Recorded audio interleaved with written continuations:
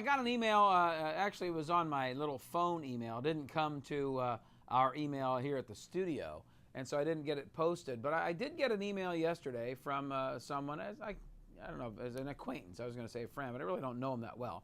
An acquaintance from back east. And what he said was, I bought one of these non-traded real estate investment trusts a couple of years ago. And while I got my dividend yield of 5 or 6%, I forget what the number was, I'm a little upset that they have repriced lower at $7.78 a share when I bought for $10. And I got thinking about that. I got, because he was kind of ticked off a little bit. And I've talked about this many times before. Remember, when you buy real estate, it's a long-term investment. So this guy's name is Charles. So Charles, here's the deal. What if you put that, let's say it was 5 years ago, and let's say you got, Professor Plum, you have your calculator handy? Let's say you got a 6% yield on a $100,000 investment, and you took the dividends out and you reinvested them and got on average 2%.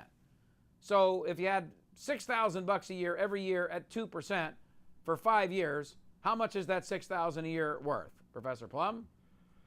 About $32,000. All right, so $32,000.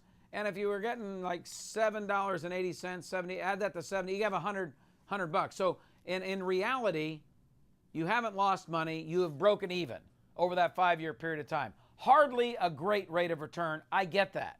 And so a lot of people have been upset by that, not recognizing that anytime you buy real estate, how many years? 10, 15? I've always said 15 years. So you got 10 more years to wait to get some money out of that real estate deal. Now I ask you this, what if you bought the Standard & Poor's 500 stock index? Does anybody ever complain about that? With dividends reinvested, the S&P 500 over the last 4 years has made minus 1.25% per year. Didn't even break even. So we have to look in the context of they're both long-term investments. They both need a long time period. They're like a nice green tomato. And you got to put it on the fence and wait for it to ripen before you eat it.